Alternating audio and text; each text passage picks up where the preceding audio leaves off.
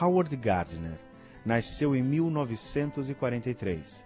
É professor da Harvard University e da Boston University School of Medicine e diretor sênior do Projeto Zero de Harvard. Gardner é autor de centenas de artigos e mais de 20 livros traduzidos em 22 línguas. Recebeu inúmeros prêmios e títulos honorários em 20 universidades em diversos países. Como psicólogo do desenvolvimento, Gardner acreditava que suas pesquisas sobre a inteligência teriam repercussão entre seus pares.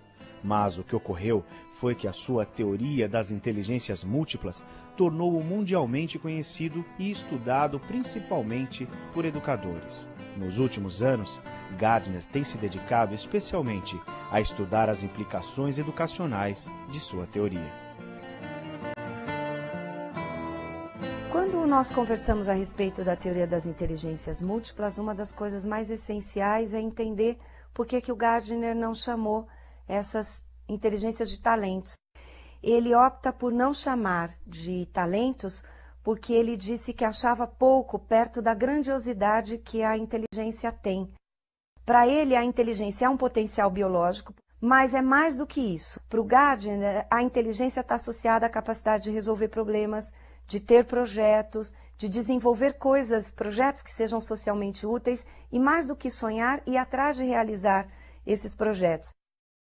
E aí ele diz uma coisa interessante, que para criar alguma coisa socialmente útil, você não tem uma forma só de criação. Você tem a criação na arte, você tem a criação na música, você tem uma criação voltada para a sua profissão. Então, o que ele percebe? Estudando os pacientes com danos cerebrais, estudando diferentes pessoas, olhando para os alunos, que nós temos múltiplas inteligências.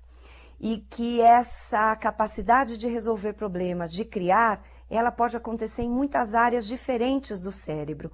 É aí que todas as pesquisas dele se juntam e ele diz, é quase nas vésperas de publicar Frames of Mind que eu digo, não é para chamar de talento, é para chamar de inteligências mesmo, são múltiplas. Gardner sempre foi interessado pela arte e música em particular, tendo sido, inclusive, pianista e professor de piano. Por que a arte raramente aparece nas pesquisas sobre o funcionamento da mente humana? Aí está o início dos estudos que o levaram à teoria das inteligências múltiplas. Gardner passa a realizar pesquisas na área da neurologia, estudando onde estão localizadas no cérebro algumas faculdades, como a fala ou a capacidade de ver. Essas pesquisas são feitas a partir de pessoas que sofreram danos cerebrais e perderam parte de uma faculdade. Então se pergunta, será que há um lugar especial no cérebro para as artes? Para a linguagem ou para questões que envolvam a lógica? Ao final de 20 anos de estudo, Gardner tem um trabalho pronto a ser publicado, quando é procurado pela Fundação Europeia Bernard van Leer, com um desafio. Como essas pesquisas sobre a cognição podem auxiliar na educação? Após ampliar muito seus trabalhos, publica seu livro Estruturas da Mente, com as bases da teoria das inteligências múltiplas. A primeira versão da teoria das inteligências múltiplas tem 7 inteligências. Por que 7? Número mágico? Não, porque naquele momento eram as capacidades que o Gardner tinha identificado. Ele dizia que 2 já estavam amplamente estudadas, a lógico-matemática e a linguística.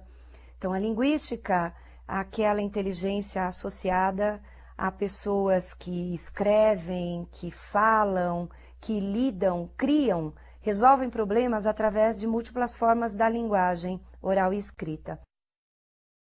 A inteligência lógico-matemática, associada à capacidade de lidar com números, mas também de resolver problemas, de seguir encadeamentos lógicos de ideias, e aí nós vamos ter os advogados, os cientistas, todas as pessoas que de alguma forma precisam ou usam ou têm uma grande capacidade de olhar de forma lógica para os problemas que têm para resolver, para as coisas que precisam criar. Além dessas 2, que o Gardner dizia amplamente estudadas, exatamente porque o Piaget estudou amplamente a inteligência lógico-matemática e Chomsky e outros pesquisadores a inteligência linguística, nós temos a inteligência espacial ligada à capacidade de olhar para o espaço e fazer transformações e entender o espaço. A inteligência corporal sinestésica, presente em todos aqueles, ou manifesta em todos aqueles que fazem do corpo o veículo para a manifestação do pensamento, da criação, da arte. Também temos duas inteligências mais pessoais, no seguinte sentido, elas estão ligadas, diz o Gardner, ao relacionamento com as pessoas. Então, a inteligência interpessoal, aquela inteligência que me permite ver o humor do outro, entender o outro, captar o outro na sua essência, presente muitas vezes nos vendedores e nos comunicadores, é na sensação, na percepção, na captação do outro como um legítimo outro. A inteligência intrapessoal, que é uma inteligência muito ligada ao autoconhecimento, ao autocontrole. A inteligência musical, que é aquela inteligência que me permite criar, né? Óbvio que o Gardner, como musicista, se dedicou muito a essa inteligência. E aí ele inclui a capacidade musical, que é a sensibilidade a sons, a ritmos, a músicas, como uma das 7 inteligências.